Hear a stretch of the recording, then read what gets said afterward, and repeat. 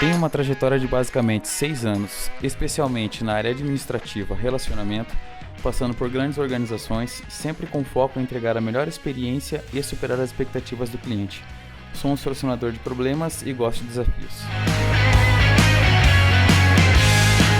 Por 5 anos, dedicada a entender indústrias, fazendo levantamento de dados, desenvolvimento de produtos e entendimentos de ferramentas de qualidade, junto a diversos temas de engenharia de produção, até que não se sentia mais preenchida com aquilo. Decidimos criar o Pinhoncast, um meio de comunicação e curiosidade para todas as pessoas que querem aprender sobre os mais diversos assuntos. Entender como tudo começou, como foi a jornada do herói e como todo esse conhecimento pode ser replicado. E você pode estar nessa cadeira nos nossos próximos episódios. Oi, meus pinhãozinhos, tudo bem com vocês? Como sempre, a gente espera muito que sim. E hoje, novamente, estamos com um convidado mais que especial, Erivelton. Acho que todo mundo já conheceu ou vai conhecer ele. O Alexandre e eu, Juliana. Por favor, Erivelton, pode se apresentar pra gente. Obrigado, Juliana. Obrigado pelo convite que vocês me fizeram. Meu nome é Erivelton Oliveira. A minha principal atividade é ser jornalista, né? Eu sou jornalista há quase 35 anos. Mas a vida acabou me abrindo outros caminhos aí nesses tempos. Acho que é sobre isso que a gente vai conversar, né? Erivelton, como foi a tua infância em Curitiba? O que você fazia? Como foi aqui? O que normalmente tinha para fazer? Como era a tua infância? Brincadeiras? Bom, eu nasci em 1963, né? Minha família morava ali no bairro Capanema. Eu nasci no Hospital de Clínicas, né? HC? No HC. E quando eu tinha 1 ano de idade, mais ou menos, minha família se mudou para o AU. E o AU eu passei praticamente mais da metade da minha vida. Eu saí do AU com 34, 35 anos e, né, 2/3 da minha vida praticamente vivi lá. E era uma casa de rua e a minha infância foi uma infância normal da década de 60 e 70, né? A gente jogava bola na rua, bete, brincava de esconde-esconde, polícia ladrão, esse tipo de... Padrão criança mesmo. Padrão criança. A gente ia para a escola a pé, normalmente, voltava a pé. Normalmente ia um adulto e a criançada, ou um adolescente e a criançada. Então foi uma infância, que eu diria uma infância normal para a época, né? Sadia. A minha família não era uma família, nunca foi, né? Nunca tivemos muito dinheiro, mas a minha mãe e meu pai, eles nos deram o que era fundamental, que era a educação e o exemplo deles, que eu acho que foi algo que me marcou para o resto da vida, assim. Eu sempre penso nas coisas que meu pai faria, nas coisas que a minha mãe dizia na época. A minha mãe ainda é viva, né? Tá com 91 anos, e meu pai faleceu em 2013. E o meu irmão, eu tinha um outro irmão, faleceu em 2012. O irmão mais velho, que ele era... Hoje se diz especial, né? Mas ele tinha uma deficiência mental grave, porque ele nasceu com o cérebro atrofiado. Então, aí tive mais um outro irmão, que é o meu irmão mais velho, que tem 67 anos, 68, por aí. E tivemos mais 2 irmãos que também faleceram. Então, nós crescemos na casa, eu, meu pai, minha mãe e os 3 irmãos. Legal. Você também passou pelo CEP? Você foi lá no estadual? Fui. Eu estudei sempre escola pública. Eu fiz do 1º ao 3º ano na escola Santa Cruz, que era hoje uma escola que não existe mais, que é junto à igreja Nossa Senhora Medianeira, na Anita Garibaldi. Ficava mais ou menos 1 quilômetro de casa, no sentido norte. Conheço, moro próximo ali também. No quarto ano eu fui para o Aline Pichetti, que era mais ou menos 1 quilômetro da minha casa, no sentido sul, ali em direção ao centro cívico. Daí fiquei no Aline Pichetti até a 7ª série, e na 8ª série fui para o estadual. Fiz o 8º ano lá e depois fiz o curso de edificações, o curso técnico. Aí, digamos, a minha primeira formação, né? Eu fui técnico de edificações e eu trabalhei durante um bom tempo com projeto, com esse tipo de coisa, que foi inclusive o que me colocou a primeira profissão no mercado de trabalho foi como desenhista, como projetista, enfim. Legal. E eu fiquei nessa profissão até começar a trabalhar em alguma coisa na área de jornalismo. Como que foi essa transição, assim, porque uma coisa basicamente não tem nada a ver com a outra. É que assim, até tem. Eu não sei qual é a relação física que existe entre isso, mas tem muitos amigos meus que eram da arquitetura ou que eram da engenharia que acabaram migrando para o jornalismo um tempo depois. Mas assim, tem uma história no meio aí, né? Eu entrei no curso de edificações, fui até o 3º ano. Quando eu estava para fazer o 4º ano, eu fui pro quartel. Aí eu fiz NPUR no quartel. E é um ano, né? Então, eu fiz o 4º ano de edificações, que era à noite, com o quartel. Não foi um ano muito fácil, né? Imagina. Bem puxado, enfim, porque o quartel exige Correria. bastante. Eu fiz o NPUR, que é um curso mais tranquilo, mas ainda assim foi puxado. E nesse primeiro ano, quando eu fiz o 4º ano, eu fiz o vestibular o meu primeiro vestibular. E eu tinha dúvida se eu faria vestibular para jornalismo, para continuar na área de arquitetura, engenharia ou psicologia. Eram as minhas 3 opções de curso. E aí eu fui lá atrás, quando eu era criança, quando eu estudava em Aline Pichetti e nas outras escolas, que as professoras, uma professora em especial, a professora Claudete, dizia que eu tinha que trabalhar com texto, que eu tinha que escrever e tal. E aí naquele momento eu pensei, bom, dessas 3 aqui é que tem mais a ver com escrever e tal, eu acho que é o jornalismo. E aí fiz o vestibular para jornalismo. Só que não passei nesse ano, né? Até porque seria quase um milagre passar depois do ano que eu tive. Eu não estudei nada. Sim, imagina, né? E aí no ano seguinte eu já trabalhava, né, com um escritório de engenharia. No mês de setembro, mais ou menos, eu acho que foi, porque o vestibular na minha época ele era no começo do ano, ele era em janeiro. Então acho que foi em outubro, eu disse, bom, agora eu vou estudar para o vestibular. Eu não fiz cursinho, né? Peguei os meus livros, meus cadernos, a apostila do meu irmão, enfim. E estudava tipo 6 horas por dia, 4 horas por dia. Fiz vestibular e passei, e aí fiz o curso de jornalismo. Então essa transição, na verdade, é uma coisa mais ou menos... Foi um momento em que eu parei para pensar o que eu faria da minha vida dali para frente, né? Que você se identificava mais também. E aí descobri que realmente era isso, né? Quando você entra, você conhece os colegas e começa a aprender, e principalmente quando você começa a trabalhar, daí você, poxa, aqui é o meu lugar, né? Legal. Ainda falando sobre trabalho, Erivelton, eu vi que teve um momento na sua vida que você passou como... Me corrija, por favor. Que você passou como estagiário na rede ferroviária. Isso na parte de estágios ainda, antes do quartel? Não, foi depois do quartel, aí eu já estava no 3º ano da faculdade. Entendi. Que foi o ano em que as coisas mudaram de novo, né? Digamos, aí vem a minha segunda habilidade, né? Não sei se é normal isso ainda, mas tinha um painel de editais lá no nosso andar da faculdade, e tinha lá, Rede Ferroviária Federal contrata estagiários. E foi lá, pelo menos uns 10 da minha turma, e eles contrataram 2, eu e a Thaisa. E aí, era no Departamento de Comunicação da Rede Ferroviária Federal, né? Como é que era? Quinta, eu não lembro mais o nome do departamento, mas era o departamento da 5ª Regional da Rede Ferroviária Federal. E ali eu conheci o Gilberto Larsen, um jornalista que era o meu chefe, né? E infelizmente ele morreu ano passado, não foi de Covid, ele morreu... Que bom. Ele teve um câncer devastador. E o Cláudio Dalla Beneta, um outro jornalista. Jornalistas assim, tipo, já com pelo menos 10, 15 anos de profissão, né? Jornalistas que foram, de certa maneira, uma referência para mim. E tinha ainda a Beatriz, que era Relações Públicas, e eu e a Thaisa ali aprendendo a fazer as coisas. O que a gente fazia, né, nesse período? Escrevia release, eu penteava release, né? Que pegava informações da rede, fazia um release e mandava para as redações, ou acompanhava, às vezes, jornalistas em trens da rede ferroviária, que fazia uma ou outra matéria, e, enfim, fazia informes, um jornalzinho da rede. Esse era o nosso trabalho. Eu continuava, aí a coisa começou a ficar bem complicada, porque eu continuava fazendo faculdade, que era a maioria das disciplinas já era à noite, né, já era o 3º ano, ia para a rede ferroviária de manhã e ainda tinha o meu trabalho de desenhista à tarde. 2 trabalhos, então. Eram 2 trabalhos.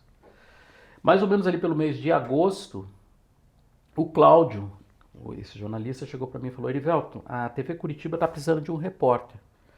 O Jamur Júnior era o diretor da época, não sei se vocês o conhecem, mas é outra pessoa que também é legal para falar sobre. Perfeito.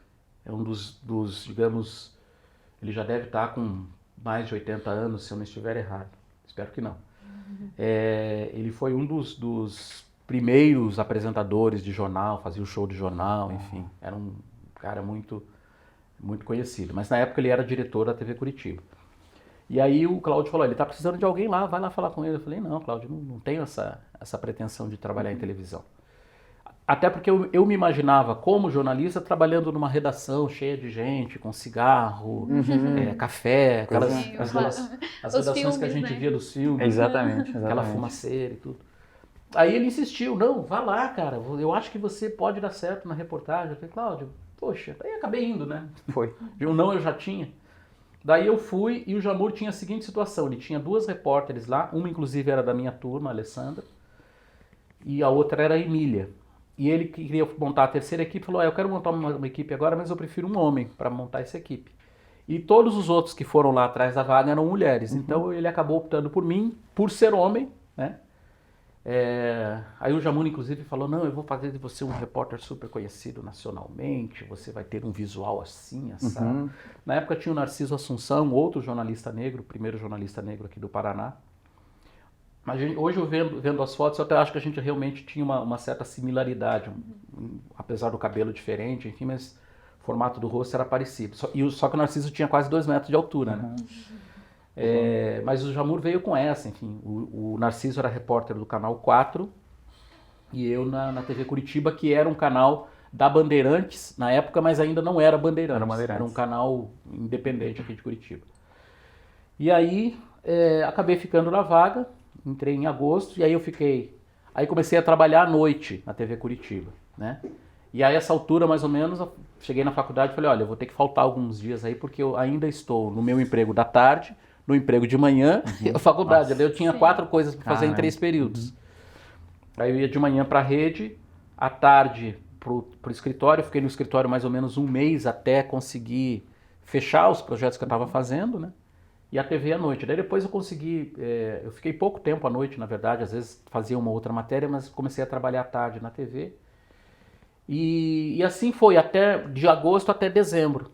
Em dezembro me chamaram na RPC, o Celso Nascimento, que é o autor do blog Contraponto, né? Me chamou na RPC, ele era o chefe de reportagem, e disse, olha, a gente tem uma vaga aqui para fazer férias em janeiro na RPC, te interessa? E eu na TV Curitiba estava registrado e tudo, falei, putz, mas sair de um emprego que eu já tenho para fazer férias em outro emprego? Aí pensei, aí chegou num momento que eu raciocinei o seguinte, bom, se for para ser, será, né? Eu não queria nada com televisão e de repente me surge essa oportunidade de trabalhar na Globo, né?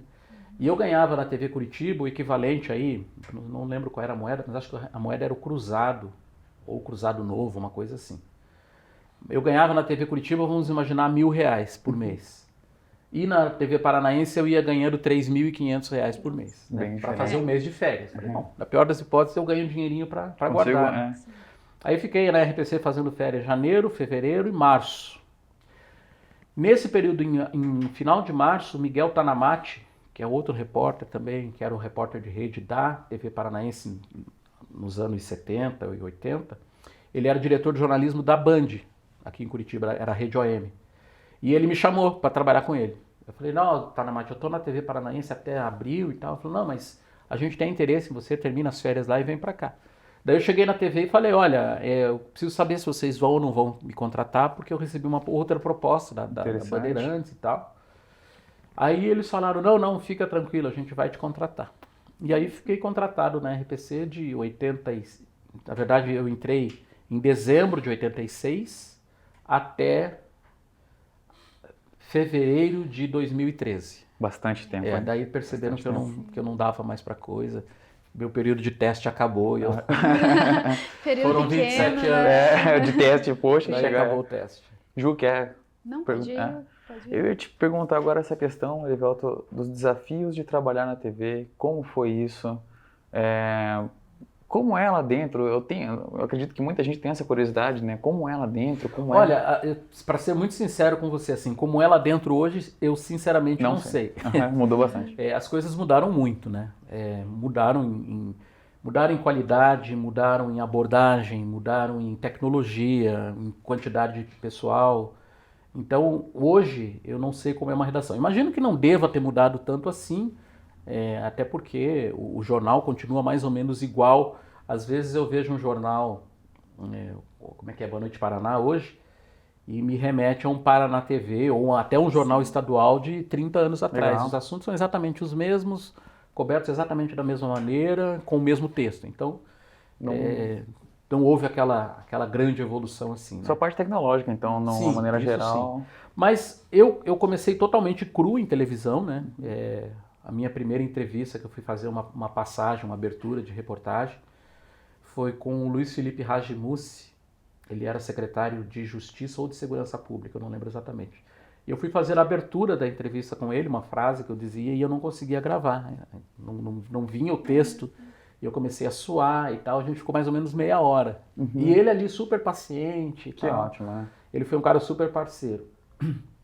E aí, quando eu fiz a entrevista, ele falou, não, fica tranquilo, esse tipo de coisa acontece e tal. E depois, claro, daí você vai pensando de outras maneiras para não passar o mesmo vexame, né? Nunca mais passei esse vexame na vida depois. Mas você vai aprendendo a andar, caminho se faz caminhando, né? Perfeito. Então a gente vai aprendendo a fazer as coisas. E assim foi. Comecei num estágio de reportagem, a gente diz que é o repórter que faz buraco de rua, né, e tal, e vai depois para uma outra matéria, faz primeiro matéria para o jornal local, depois para o jornal estadual, depois para os jornais de rede, e assim vai indo a sua evolução na sua trajetória. E eu fiquei de 86 até 99 na rua, né? Em 99, eu diria assim, por uma coincidência do destino, enfim, eu acabei indo para a bancada, né? Porque não era para ser eu o apresentador do Paraná TV, mas as circunstâncias me colocaram lá. E aí fiquei na bancada do Paraná TV de 99 até 2011, que foi o período que... E aí saí, fiquei um ano no treinamento e outras atividades, e em 2013 veio a demissão. Entendi. 2013, então, daí você saiu ali da parte... Eu saí da TV Paranaense, mas fui para a RIC. Para a RIC TV, entendi. Eu fiquei 2 anos na RIC. Foi um processo muito a saída da TV, eu nunca conversei exatamente com o meu chefe dos motivos, enfim, até qualquer hora eu quero bater um papo com ele sobre isso. Porque a gente se encontrou acho que 1 ou 2 vezes depois também. Mas assim, quando eu saí da apresentação, eu saí em dezembro de 2011. Na verdade, fiquei em janeiro e fevereiro de 2012, porque o Wilson Soler, ele era apresentador do Bom Dia, e eu voltei das minhas férias, em vez de ir para o primeiro, eu fui para o Bom Dia, porque o Jason, né, que vocês conversaram com ele, estava no primeira edição, estavam gostando dele, e eles deixaram ele lá. E aí me chamaram e disseram, olha, a gente está querendo que você assuma outras funções aqui na empresa, enfim, queremos que você cuide do treinamento, que é uma atividade muito legal da TV, eles capacitação ali de profissionais. Queremos que você cuide do treinamento. Daí eu falei, não, mas dá para cuidar, mas eu vou precisar de uma estrutura. Se vocês vão colocar uma pessoa com a minha formação, com o meu conhecimento, com o meu salário para ficar dando treinamento? sem um espaço para trabalhar. Tá, e para os próprios trainees, eles precisavam de um espaço. Daí construíram uma redação, fizeram uma coisa bem bacana e foi uma redação muito legal. Dessa turma tem a Luísa Vaz, dessa turma, repórter está em São Paulo. Que você ministrou treinamento, no caso. Foi um treinamento muito legal, porque praticamente todos do treinamento eram com 20 pessoas, né? Essas 20 pessoas, em algum período, por algum período, trabalharam em alguma empresa da RPC, ou na TV Paranaense, ou em outra no interior, ou na Gazeta do Povo. Legal. Quer dizer, em algum momento trabalharam lá. Eu tenho contato com alguns deles ainda, enfim, foi um período bem bacana. E depois que terminou o treinamento, que era um período de 4 meses, eu fui para a eleição, coordenar a eleição, que daí é um trabalho bem de redação mesmo, né? Não estava muito feliz fazendo isso, mas estava me entendendo. E aí, quando chegou o final do ano, passou a eleição, aí eu fui falar com o chefe, ele disse, pois é, a gente está tentando uma posição para você aí, mas está difícil por causa do seu salário, enfim e tal. E aí não deu outra, né? Eu saí de férias, quando eu voltei de férias, já não estava mais no quadro. E aí só que aconteceu que eu saí da RPC numa quinta-feira, na sexta-feira eu fiz uma postagem no Facebook, tal, uma postagem que deu aí alguns milhares de visualizações e comentários. Enfim. Alcançou bastante gente. Alcançou muita gente para a época, né? Hoje é quase nada. E daí no sábado me ligou o José Nascimento, que é um amigão meu, assim, também ele era da TV Paranaense, saiu. Ele era o diretor da RIC e me chamou, olha, a gente tem interesse que você venha para cá e tal. Eu falei, olha, Nascimento, obrigado pelo convite, mas eu não quero agora, eu estou pensando ainda. Aí tinha outras propostas, inclusive ir para a Câmara Municipal como chefe do departamento de diretor de comunicação da Câmara, outros projetos para ser sócio de empresa, enfim. E aí eu fiquei naquela, né? Fiquei fevereiro, março, aí em março eu voltei a falar com o Nascimento, aí a gente acabou acertando e eu fui para a RIC. Entrei em abril, 1º de abril. Na verdade eu entrei na TV Paranaense, o meu registro profissional foi em 1º de abril. E na RIC foi em 2 de abril. Né? Eu comecei dia 1º, mas aí foi em 2, por uma questão lá de dias trabalhados, trabalhista. E daí fiquei na RIC durante 2 anos e também na RIC aconteceu algo do tipo assim, a minha linguagem era uma linguagem muito RPC para a RIC. Entendi. Eles achavam que eles deviam ter alguém com mais jeito de programa policial. E eu entendo, como é o Rivaroli hoje, que desde que eu saí é o Rivaroli que está lá no Paraná no ar. E aí fiquei nessa, né? Saí da TV, eu tinha montado uma empresa de comunicação, comecei a trabalhar com isso, enfim. Só que aí a gente já vai para a terceira transição, né? Vocês não perguntaram, mas eu vou falar. Que foi, eu comecei a sentir... quando você trabalha com... a minha empresa era uma MEI, que eu fazia o quê? Fazia evento, fazia treinamento, media training, atividades desse tipo assim. E era um trabalho meio solitário, né? O media training às vezes fazia para 2, 3 pessoas e tudo, mas não tinha ninguém, eu não tinha um parceiro, não tinha ninguém acima de mim, ninguém abaixo de mim. E comecei a sentir falta disso. E um belo dia, em 2015, eu saí da RIC em abril, né? E aí passou maio, junho, julho, agosto, eu estava trabalhando. E empresa também, né? Às vezes você tem trabalho, às vezes não tem. Demandas. E aí no mês de novembro, eu estava lá cortando grama em casa, e ouvindo rádio e tal, acho que era Band ou a CBN, e eu vi uma notícia assim, o prazo para filiação partidária para as eleições do ano que vem caiu de 1 ano para 6 meses. Eu falei, nossa, que coisa. Quer dizer que o prazo caiu, poderia até ser candidato. Daí falei, nossa, imagina, né? Para candidato a vereador. Mas quando eu fui para dentro de casa, eu liguei para o Marden Machado, não sei se vocês conhecem. Não conheço. É outra pessoa para vocês conversarem com ele aqui. Ele é crítico de cinema. Legal. E ele trabalhava na época como assessor, jornalista, assessor do TRE. Eu liguei para ele, Marden, que história é essa aí de que agora o prazo para filiação é de 6 meses só? Ele falou, pois é, o Congresso mudou isso esse ano, enfim. Porque você está querendo ser candidato? Eu falei, não, é só por curiosidade mesmo que eu vi a notícia e só para ter certeza. E aí, a partir daquele momento que eu liguei para ele, eu falei, putz, acho que eu fui contaminado, né? Mas ainda passou novembro, dezembro, e em janeiro eu comecei a pensar, bom, se eu vou realmente ser candidato a alguma coisa, eu tenho que começar a pensar num partido, né? Não tem candidatura avulsa. E fui daí conversar com alguns políticos que eu conhecia, de alguns partidos que... era a época da Lava Jato, o comecinho da Lava Jato, que estava colocando todos os partidos no mesmo saco, né? E gente presa do PT, do PMDB, do PSDB e tal. Mesmo tendo tantos partidos aí, estavam tudo quase no mesmo saco. E aí eu pensei, bom, eu não quero nenhum desses partidos, né? Não quero PT, não quero PSDB. Num outro momento da minha vida, até possivelmente eu me interessasse pelo PSDB, né? Mas ali naquele momento da Lava Jato já estava... As impressões digitais do PSDB estavam muita falcatrua. E aí eu tinha a opção do Podemos, que era o Álvaro Dias, que estava meio que fundando. O PV, na verdade era o PV, né, onde o Álvaro Dias era o senador, mas aí o Álvaro saiu do PV para o Podemos. E o PPS, que era um outro partido também, que não tinha BOs na CPI. E além dos partidos de esquerda, mas eu não me considero um cara de esquerda, assim, para ir para PSOL, essas coisas todas. E aí, PCdoB. E aí procurei, PCdoB também não, PCO. E aí eu procurei o Cidadania, conversei com o Rubens Bueno, ele me recebeu na casa dele, eu falei para ele, Rubens, queria saber com você aí se teria interesse no partido, que eu saísse candidato. Ele falou, puxa, Você me pegou de surpresa, seria uma honra ter você no partido, enfim e tal. Mas eu não decidi nada naquele momento. E depois, aí a gente tinha até abril para fazer a filiação, né, até 30 de abril.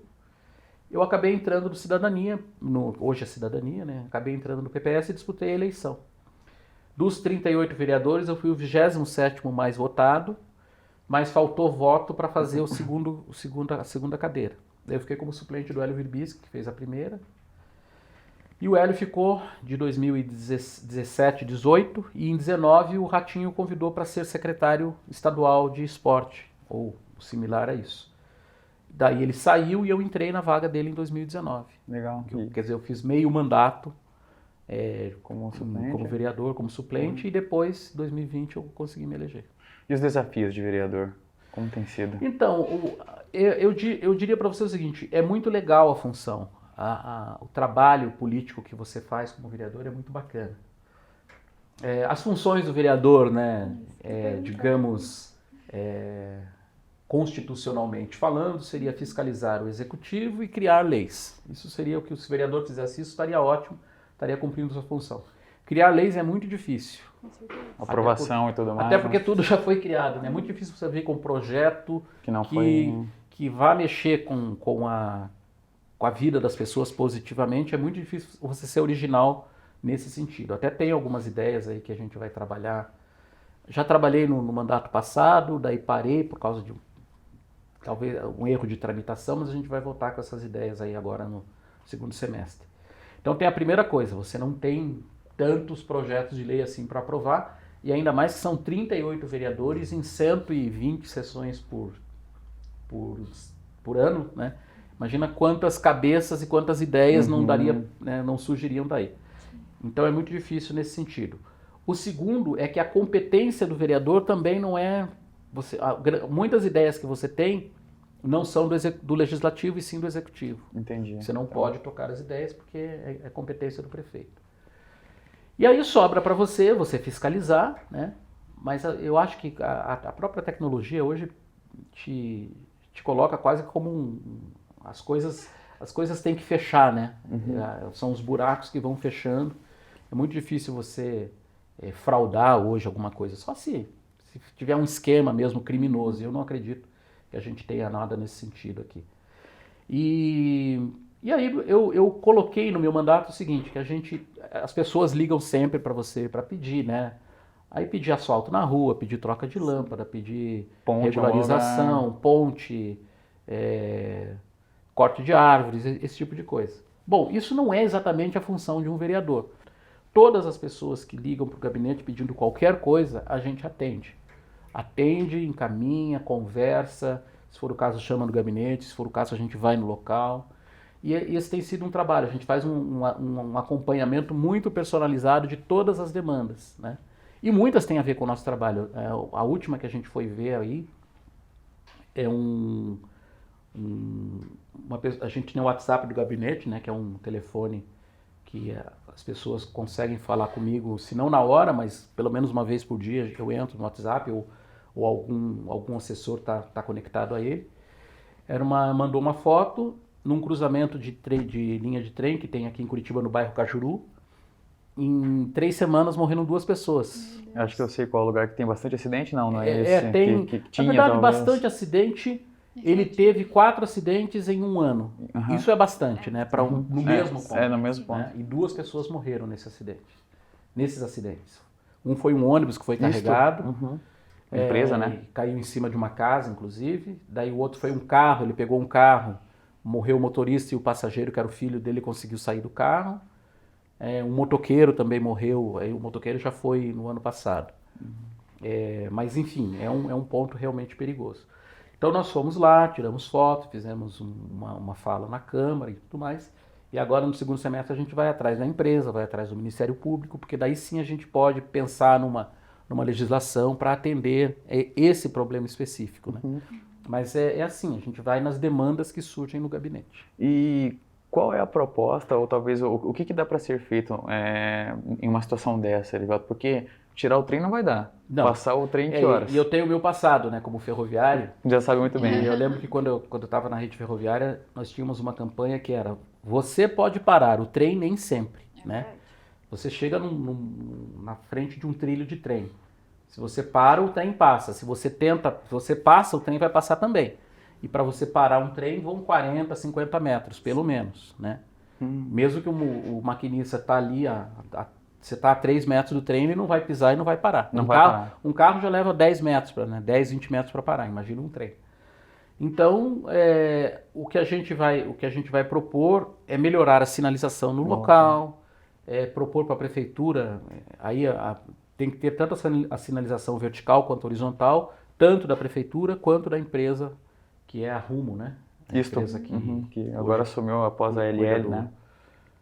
É muito melhor Rumo, porque eu não conseguia falar ALL, difícil.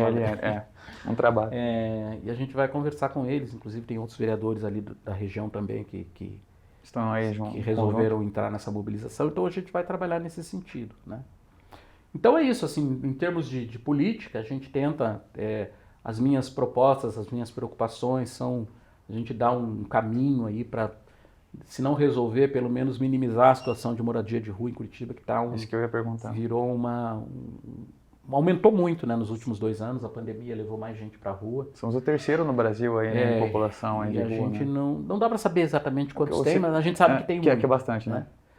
Então, temos uma frente na Câmara Municipal para tratar desse assunto, mas não me vem vem até uma solução, que é uma solução para você trabalhar em conjunto com FIEP, FAEP, igrejas, ONGs, governos, para você tirar essas pessoas, capacitar essas pessoas de novo, tratar essas pessoas que muitos são alcoolistas, ou são drogados, enfim. E tem aquela questão, Erivelton, claro que também não posso dizer de todos, mas eles querem sair dali? Eu acho que não é nem uma questão de querer, é uma questão... as pessoas elas estão numa situação tão ruim, se você pega um morador de rua, desça ali a Dr. Muricy, eu não sei se isso aqui vai para o Brasil inteiro, né? Mas aqui em Curitiba. Desça a Dr. Muricy às 6h30, 7 horas da manhã. Você vai encontrar ali, uma quadra antes da 15, ali entre o Banco do Brasil, você vai encontrar 2 pessoas ali. Todos os dias elas estão ali muito bêbadas, não conseguem falar o próprio nome. Se você perguntar se elas querem ficar ali, elas vão dizer eu quero ficar. Mas elas não têm consciência do que elas estão dizendo, né? Claro, as pessoas vão dizer, não, cada um vive da maneira que quer e fica onde quer. Sinceramente, eu acho que as pessoas não querem ficar na rua. Elas vão para a rua por causa de uma desilusão, principalmente por causa da droga, né? Mas vão para a rua por outros motivos, por causa de desilusão, por causa de briga com o pai, com a mãe e o álcool, né? Que são droga e álcool são os dois maiores problemas. Mas existem as outras questões também. Pessoas que são enjeitadas pela família, pessoa que está meio pinel, enfim. E, inclusive, eu já peguei ônibus, inclusive, com um morador de rua, que era uma pessoa com uma doença mental, né? Uma pessoa que não consegue concatenar as ideias. Então, assim, se a pessoa quer ficar na rua, fique na rua, mas em que condição que essa pessoa está fazendo esse juízo de valor? Sim. Né? Então, por isso que eu digo, tira a pessoa da rua, dá um banho, dá uma alimentação, dá um tratamento, melhora, deixa ela 2 ou 3 meses num lugar e pergunta se ela quer voltar para a rua. Normalmente ela não quer, ela pode até voltar, mas eu acho que ela não quer ir para a rua. Para mim, rua é algo extremo para você fazer. Mas, enfim, a gente tem esse trabalho, né, que quase como dar murro em ponta de faca, mas é uma coisa que a gente insiste. E tem uma proposta agora que nós vamos tocar no 2º semestre, já é uma coisa que surgiu lá em 2019, mas que não consegui caminhar, que é pelo menos colocar isso na mídia para as pessoas conhecerem a proposta. É você transformar o transporte público de Curitiba em tarifa zero. Legal. Muito bom. Ninguém paga mais, nós não vamos pagar nada, como diz os Titãs, ou Raul Seixas. Como fazer isso? As empresas vão quebrar, não vão receber nada? Não, as empresas vão receber o que elas recebem hoje. Entendi. O cálculo que é feito da passagem, elas vão receber o dinheiro exatamente da mesma maneira. O que vai mudar é a forma de você pagar as empresas. Quem vai pagar as empresas? Entendi. Né?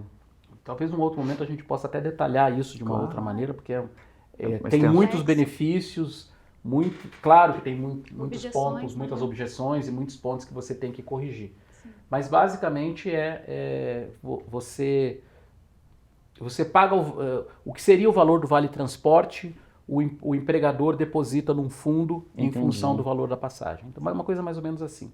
Cairia o valor da contribuição do patrão e pagaria a conta. A conta seria paga, então não precisaria cobrar mais a passagem.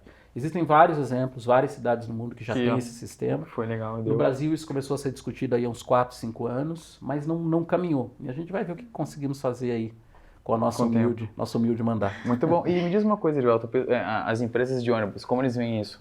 Para eles assim é legal? Não, eu não conversei com a empresa de ônibus ainda. Não tem essa visão ainda. Mas a empresa de ônibus digamos assim, ela só vai receber o cheque. Entendi. As empresas hoje recebem em torno de 72 a 80 milhões de reais por mês pelo serviço. É o que custa, que custa não, é o que a prefeitura paga por mês. Aí dá o custo do transporte, mais o lucro, mais tudo. Então vamos chutar 80 milhões de reais por mês. As empresas vão continuar recebendo 80 milhões de reais por mês. Então, claro, também não posso dizer como empresa, a Urbis, por exemplo, ou outras, né? Na realidade, enfim, dizendo de empresas que são responsáveis pelo transporte público. Então eles não vão poder usar de argumento, por exemplo, nós vamos ter que cortar funcionários, vamos ter que mandar embora porque agora vai ser diferente. Não, porque a planilha ela vai ser calculada. Claro que a planilha também precisa dar uma mexida, né? Passar essa planilha limpo, como dizem alguns aí, atualizar, porque algumas coisas não devem ser cobradas. E isso foi feito, inclusive, em Araucária, município aqui da região metropolitana. Eles enxugaram a planilha, a passagem em Araucária hoje é R$ 2,50. Que legal, nossa, bem diferente. Óbvio que não dá para comparar os sistemas, né? A Araucária tem 50, 60 ônibus, Curitiba tem muitos, são mais de 1.200 linhas, enfim.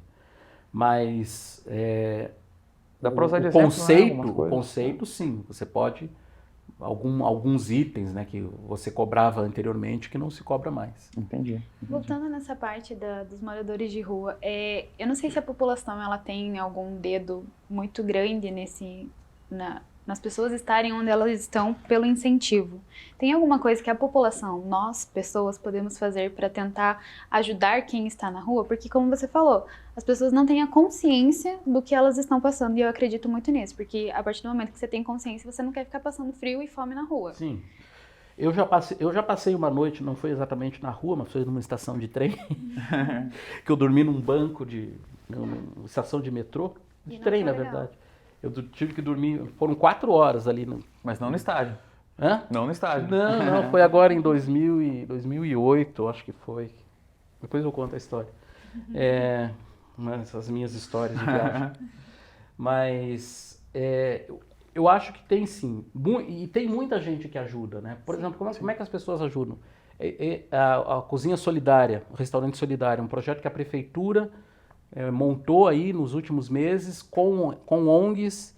A prefeitura deu espaço, as ONGs levam a comida, então as pessoas, em vez de as ONGs entregarem a comida para o morador de rua na rua, eles comem num restaurante. Já tem 3 ou 4 restaurantes que a prefeitura montou. Que legal. Não é um restaurante onde a comida é preparada, ela só é entregue ali. Entendi. A pessoa tem a mesa para comer, tem o banheiro, hoje, né, tem o álcool, tem sabonete para fazer higiene, enfim.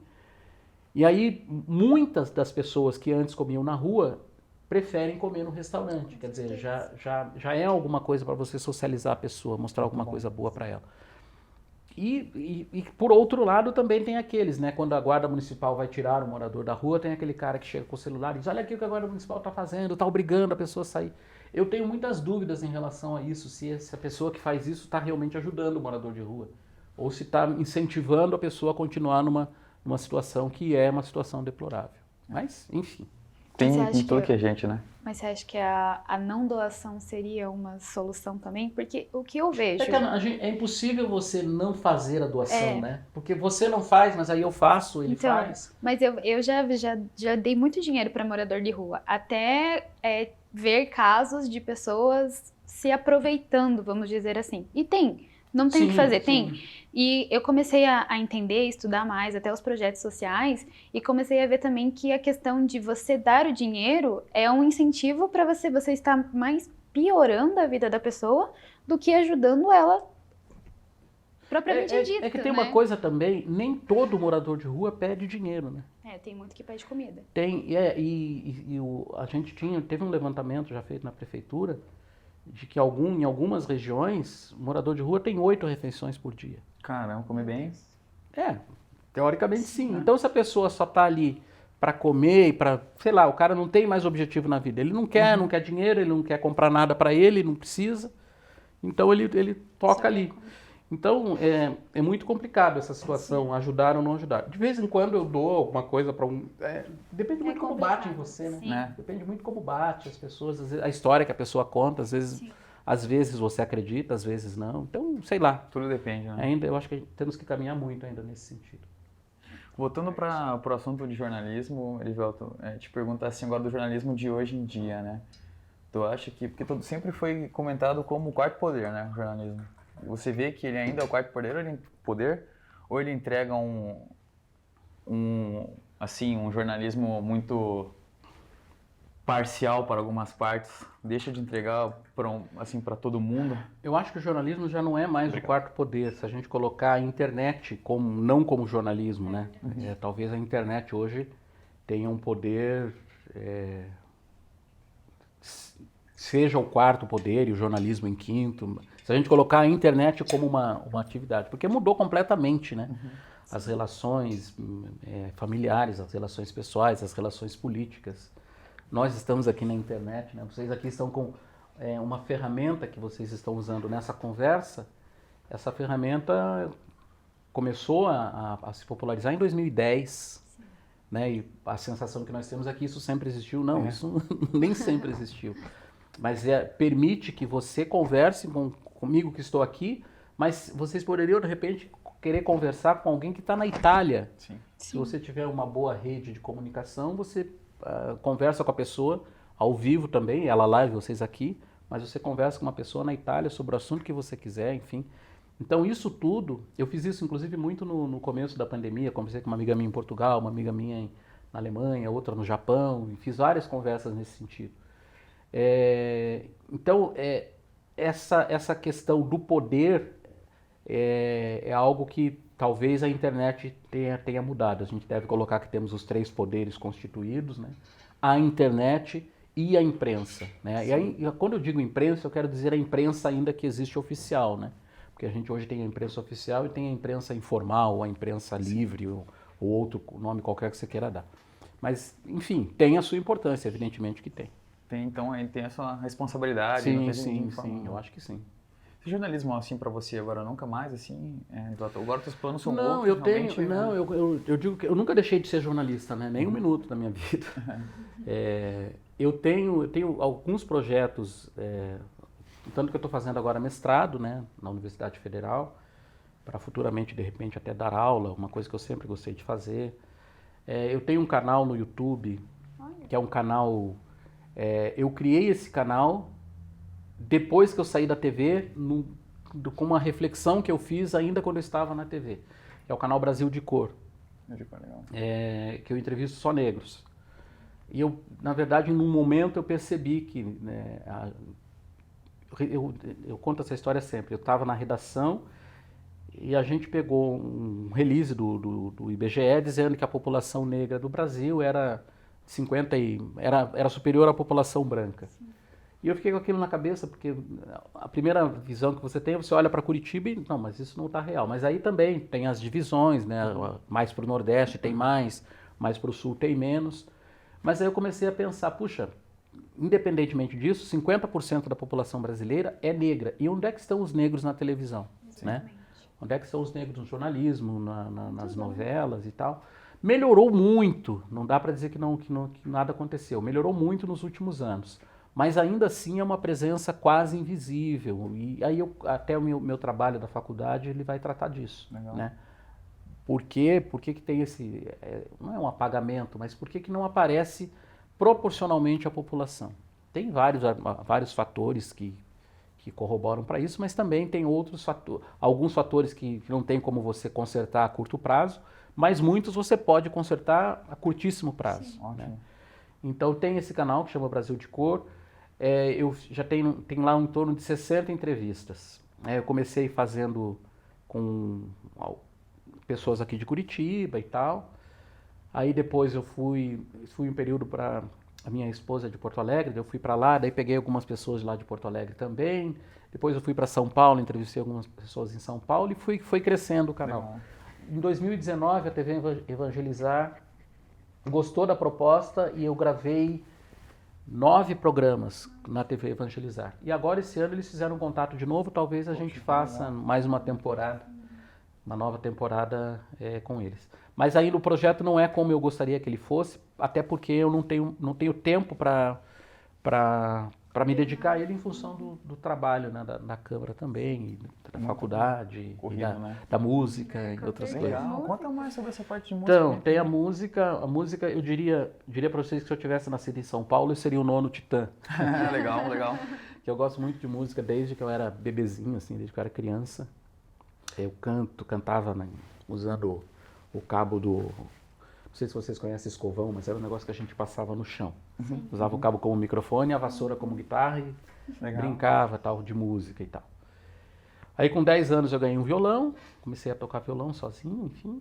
E com 14, 15 anos eu entrei em grupo de jovens. E daí comecei a cantar com o pessoal, assim e tal. E aí fui né, aprimorando. E eu entrei num grupo que se chama Deaco, que eu fazia animação desse grupo, né? Tocava nas músicas, enfim. E do Deaco a gente acabou montando uma banda que se chama Som na Chapa. Essa banda foi montada no ano 2000, 2001, por aí, 2001. Tá? A gente tá com 20 anos agora. Ativa, então. A banda era um sexteto que hoje é um quarteto, mas ainda a banda existe. A gente brinca que é a banda que mais ensaia no Brasil, né? Porque nós temos ensaio toda semana. Que legal. Já tocamos em lugares muito legais, já fizemos show em teatro, já fizemos shows em Você bares. é vocal? Eu canto um pouco e toco... Quer dizer, eu canto mais ou menos e toco baixo pior do que canto. Então é mais cantar. Mas eu acho que é o desejo de... Porque eu nunca consegui me dedicar também à música como eu gostaria, né? Tive algumas oportunidades, mas aí aqueles momentos que você diz não para uma coisa e sim para outra. Até quando eu estava no comecinho da faculdade. Poderia até ter optado pela música, mas não sei se teria sido uma boa. Mas é uma das minhas grandes paixões é a música. Assim, se eu tivesse que escolher o que você gostaria hoje para você ganhar a sua vida trabalhando com isso, talvez fosse a música. Né? E hoje é mais a parte de hobby? É um hobby que a gente leva a sério, né? Daí nós somos uma banda super bem estruturada. Legal, a gente tem uma banda mesmo. Estúdio, tem uns instrumentos legais, enfim. E eu tava falando da história da Alemanha, né? Eu fui para a Alemanha, deve ter sido em 2008, meu filho era pequeno ainda. E aí eu comprei um baixo lá em Berlim, não, em Hamburgo. Comprei um baixo lá que eu encontrei, achei bonito, um preço bom, comprei. Só que eu ia de Hamburgo para Amsterdã. E quem conhece a Alemanha sabe que os horários lá são... O trem é para sair 11h09, sai 11h09 mesmo. Um ponto, né? E eu tava com a minha mochila, o baixo dentro do case, mais umas sacolas, aquela coisa que a gente vai acumulando em viagem. Né? E eu cheguei na estação... vamos imaginar que eu cheguei às 10 e às 10h05 saía o trem, né? O outro trem. Só que eu cheguei na estação por baixo e o trem estava em cima. Eu falei, putz, grila, e era o outro lado, tinha que atravessar e tal. Daí eu dei uma corridinha e tal, mas eu não conseguia correr como eu precisava. Quando eu cheguei no andar, o trem tinha saído. E aí o próximo seria só às 4 da manhã. Daí eu tive que me arrumar ali, né? Deitei no banco e fiquei ali. E assim, a sensação de você dormir num banco, de você dormir... E não estava nem desprotegido, né? Que estava na estação de trem ali, tinha mais gente dormindo ali, enfim. Mas é terrível. Então, essa ideia de que você deitar Imagina você tá no teu dia, você deita na calçada, sem proteção nenhuma, às vezes nem se cobre, e para dormir ali. É uma coisa muito ruim. Por tudo pode acontecer, né? Em sã consciência, você não faz isso. Não, eu concordo. É verdade. Posso... Por favor. Voltando ao teu tema do seu canal, eu pergunto porque eu sou mulher e eu faço essa pergunta para todas as mulheres. Se você não quiser responder, não precisa. Mas pelo fato de você ser negro, eu de verdade, eu não entendo preconceito, mas é por eu ser como eu sou. Como que você viu isso na sua vida, se você não se importar de falar? Porque eu gosto que as pessoas falem, porque a gente acha uma coisa, eu abomino preconceito de qualquer forma, mas eu nunca vou saber o que você sente, o que um gay sente, eu só sei o que uma mulher sente. O famoso lugar de fala? Exatamente, esse é o lugar de então, fala. eu digo assim, preconceito no Brasil existe? Existe e tal. Eu já fui vítima de preconceito? Talvez, possivelmente. Mas eu, parafraseando o presidente, estou andando e andando. Não de uma maneira tão pejorativa, mas eu nunca parei para... O cara me chamou, na infância principalmente, né, você perguntou a primeira pergunta como foi a minha infância. Na minha infância eu era, como é que me chamavam? Tizil, né, que é aquele passarinho negro, me chamavam de Tizil, meu irmão também. Aí eu chamava o gordinho de banha, o outro era o caolho, o outro era o... E assim a gente brigava, saía no tapa às vezes e tal. Como no dia todo seguinte mundo. estava todo mundo lá brincando. Né? Isso foi até os 10, 11 anos e depois disso eu nunca... o cara me chamou de alguma coisa, eu nunca parei, nunca fui tirar satisfação com ninguém que aconteceu isso. Existe a história do nome do canal, por que ele se chama Brasil de Cor, porque aconteceu um episódio, quando eu era repórter ainda da TV Paranaense, bem no comecinho, acho que em 88, por aí, eu fui fazer uma reportagem com o diretor do Hospital Evangélico. E ele era uma reportagem que denunciava, eu acho, se a memória não me falha, era uma cobrança dupla. O hospital cobrava da prefeitura e cobrava do governo o mesmo procedimento. E aí eu fui falar com o diretor e tal, e o diretor disse que não tinha esse detalhe, beleza. Só que a gente tinha os documentos que comprovavam, ele gravava a entrevista e depois na sequência dizia, mas veja esses documentos, eles provam e tal. No dia seguinte, a Câmara, ou na semana seguinte, a Câmara Municipal chamou o diretor do hospital lá para dar esclarecimentos e tal. E ele começou a dizer assim, eu não sou mentiroso e me chamaram de mentiroso. Um repórter de cor do Canal 12 esteve aqui e tal. E aí o meu chefe, que era o Marcos Batista, ele perguntou, você quer? Porque a Tribuna publicou esse texto, né? Daí, olha o que o médico está dizendo aqui de você quer que a gente tome alguma providência e tal? Isso aqui é racismo e tal. Eu falei, Marcos, imagina, vou me preocupar com isso, deixa rolar, né? Não aconteceu nada. E aí, nesse dia que ele estava na Câmara, chegou o Narciso Assunção, o repórter que eu falei no começo, que é parecido comigo, só que bem mais alto. E o médico foi para cima dele achando que ele fosse eu. Olha só. E chamou ele de vagabundo e tal, aquela coisa toda. Mas acabou por aí. É o único episódio que eu, tipo assim, que se eu posso dizer alguma coisa que foi um episódio de racismo, que poderia ter dado mais barulho, foi esse. Agora, fora isso, eu nunca tive nenhum problema. Nunca tive. Se alguém já me rejeitou por eu ser negro, lamento. Não viu? Só lamento, né? E claro, me chamam de negro, de neguinho e tal, preto. Né? Tem um amigo meu que só me chama de preto. E não vejo problema nenhum nesse sentido, assim. Então, eu acho que levo a minha vida dessa forma. A minha esposa é branca, eu nunca tive namorada negra, né? Nunca namorei muito também, mas enfim. Mas eu nunca tive namorada negra, até porque não convivi, né, com negros. A minha mãe, ela foi criada por uma família de brancos, tinha tipo 13, 14 irmãos, e muitos moravam aqui, então tinha muitos primos brancos, convivia com eles numa boa. E a família do meu pai não tinha, aqui em Curitiba não tinha criança ou ninguém com a minha idade. Então eu convivia com as minhas tias, enfim. Então eu não convivi com negros. Os primeiros negros que eu fui encontrar, acho que já foi perto, quando eu estava no estadual, na 8ª série. E depois na faculdade tinha uma ou duas negras e assim, e sempre foi assim, um ou dois, e na Câmara também um ou dois, e assim vai, né? Claro que eu acho que se a gente for pegar o Brasil, a virada que nós tivemos do século XX para o século XXI, as coisas mudaram de uma maneira muito radical. Primeiro, porque o negro talvez tenha se flagrado, né? Pô, como eu falei, eu reconheço que tem o preconceito e que muita gente sofre, né? Muita gente é humilhada e pior é que os humilhadores também resolveram sair do armário, né? Então, A gente tem hoje uma sociedade num conflito muito maior. A discussão hoje é muito mais intensa. E, claro, isso aconteceu basicamente, fundamentalmente, por causa da internet. Né? A internet hoje você tem tudo lá, né? Todos os canais, todo tipo de informação, de impressão. Você comentou, pode concluir. Não, é isso. Você comentou, citou a tua infância, né, dessas questões de brincadeiras, porque também eu passei por isso, acho que a Ju também passou, né, a nossa infância aí como, né, normal de todo Você mundo. devia ser a magrela, sei lá. Não, eu era gordinha quando eu era gordinha. nova. Quando eu era nova, eu era gordinha, me zoavam por isso. A gente sempre olha passou por olha que brincadeira. eu me transformei aí, gente. A gente sempre teve essas brincadeiras assim, né, pelo que eu vejo foi natural e também isso não foi um problema pra nós. A gente eu era gordinho, a gente sempre brincou com todo mundo.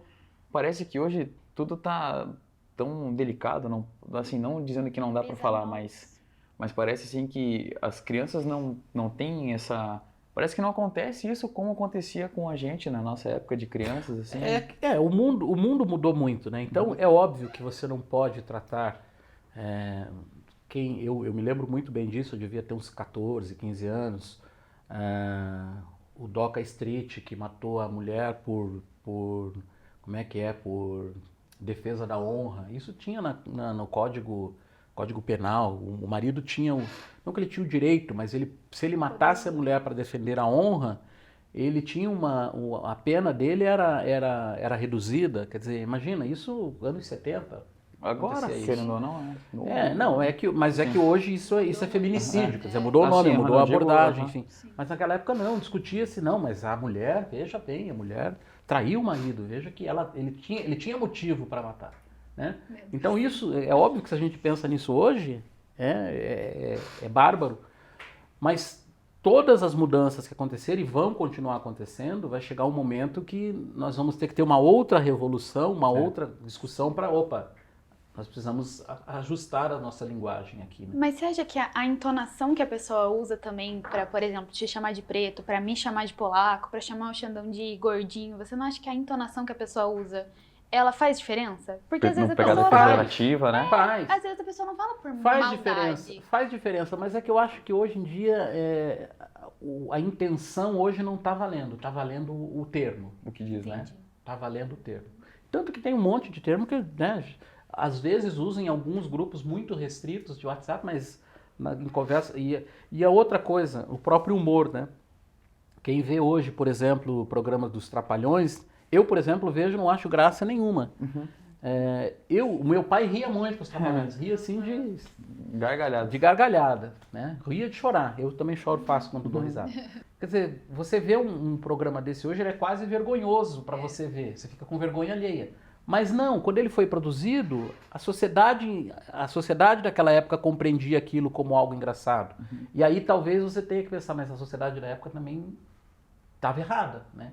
Mas é da época, o que você vai fazer? Vai mudar o que aconteceu 30 anos atrás? Não, o Didi vai ter que regravar todos os programas Trapalhões. Não, vai ter que procurar o Mussum agora. O registro está feito, né? Sim. E passou aquilo, então isso deve ser usado como documento histórico.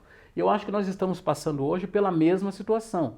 Talvez daqui 20, 30 anos, quem estiver aqui, vocês vão estar aqui com certeza, vocês vão repensar, puxa, lembra aquela entrevista que a gente fez com o Erivelto aquela vez, que ele falou aquilo? Hoje já não é mais assim, né? Talvez até volte, sei lá, alguma coisa do século XX, sei lá, né? A sociedade é algo em mutação constante. Verdade. Né? E qual humor que você gosta normalmente, assim, que te atrai com o humor?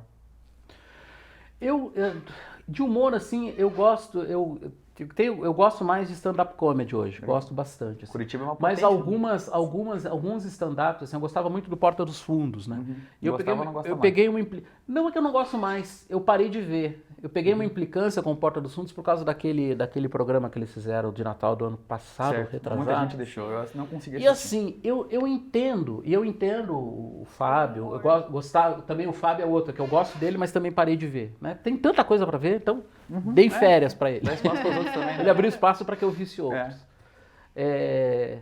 Eu acho que a atitude deles, não de ter feito o programa, todo mundo tem direito de fazer uma coisa certa, uma coisa errada. Mas eu acho que a atitude deles foi arrogante no momento em que eles foram questionados. Entendi. Entendeu? Então eu falei, mas para que essa... Eles não precisam ser arrogantes, né? Eles são o maior canal de humor do Brasil e tal. Eu falei, quer saber, vou dar um tempo aí. E faz um ano e meio mais ou menos que eu não vejo o Porta dos Fundos. E é engraçado, né? Porque quando você para de ver, você fica uns 2, 3 meses, não aparece mais nada de Porta dos Fundos na minha timeline em lugar nenhum, né? Olha só. Ela é trocada por outras coisas. Então, isso também é outra mudança legal, né, da internet, os algoritmos, né, que de certa maneira, né, te colocam em assuntos de interesse. Legal, legal. E outro projeto que você tem também, Erivelto, que é o Sobre Quase Tudo. Pode explicar pra gente? Sobre Quase Tudo é a minha empresa, que eu abri em 2015, né? É Sobre Quase Tudo, comunicação e arte, né? Que é para trabalhar com as duas coisas. Então é uma empresa que, digamos que ela esteve ativa durante 2 anos, mais ou menos, né? 2015 e 2016. 2015, 2016, 2017 e 2018, né? Os anos que mais ou menos eu trabalhei com ela. Eu fiz media training, fiz palestras, dei muitas palestras, fiz muitos eventos também, é uma empresa mais de fazer evento, mas é uma MEI, né, que dava um ganho não muito baixo, mas também não muito alto para as minhas necessidades e nem sempre também, né. Uhum.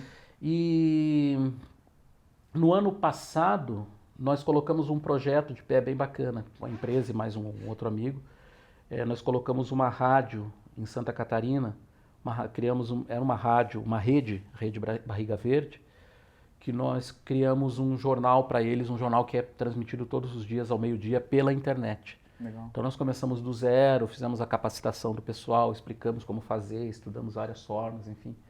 Se vocês procurarem na internet ao meio-dia, chama-se RBV Notícias, Legal. Rede Barriga Verde Notícias.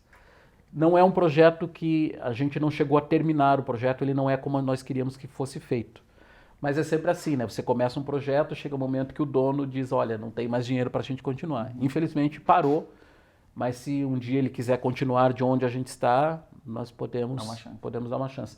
E até, agora eu não tenho certeza disso, mas quando ele foi criado, no ano passado, era o único jornal em rede estadual, que você tinha, com essa cobertura que você tinha no Brasil, fora os jornais de São Paulo, da Jovem Pan, da Band e tal, e da Globo, né, no Rio de Janeiro. Mas foi o primeiro que a gente descobriu, assim, isso em 2020, né. Então foi um projeto bem bacana, assim, que é o último, digamos, a minha última realização no jornalismo, e depois, agora tem a questão dos livros, né, que eu falei com vocês antes. Legal, legal. Erivelto, o nosso tempo está quase acabando. Tem algum recado ou alguma palavra que você queira deixar, compondo tudo isso que a gente conversou até agora para os nossos pinhãozinhos que estão assistindo? Então, eu creio que o melhor, não o ensinamento, mas o melhor que eu posso dizer para vocês é movam-se, né? Se mova, porque eu comecei a trabalhar na época da máquina de escrever, fazia um barulhão. Eu fiz curso de datilografia no Senac para aprender a digitar mais rápido e tal. Em determinado momento a máquina de escrever sumiu, a máquina passou a ser elétrica, eu me adaptei à máquina elétrica. Aí sumiu a máquina elétrica, veio o computador, eu me adaptei ao teclado do computador. Aí sumiu o telefone discado, veio o celular, você também vai se adaptando. Então eu acho que a vida é uma questão de adaptação, né? Se eu continuasse hoje dizendo, não, eu não vou usar teclado de computador, aliás, nem computador hoje mais, né? Hoje já é o teclado do Samsung, que eu escrevo assim, as pessoas dizem, o que você está fazendo, né? Já vi, as pessoas não sabem nem usar, né? Cara, que coisa doida isso. Mas é o que tem, né? Eu só escrevo assim no telefone. O cara fica olhando, o que você está fazendo? Estou escrevendo. E sai mesmo, né? Tudo... Sai. Então, ele usa a lógica, né, da língua. Então, eu acho que é isso. Mova-se e informe-se, porque o mundo é informação, né? Então, o primeiro livro que eu escrevi chama-se Suba, Corra, Nade, Pedale e Aproveite a Paisagem. A vida, ela pode acabar amanhã, ela pode acabar daqui 5 anos, daqui 10 anos, 20 anos, né? Se você for pensar o que eu vou fazer lá na frente, você vai perder todo o caminho.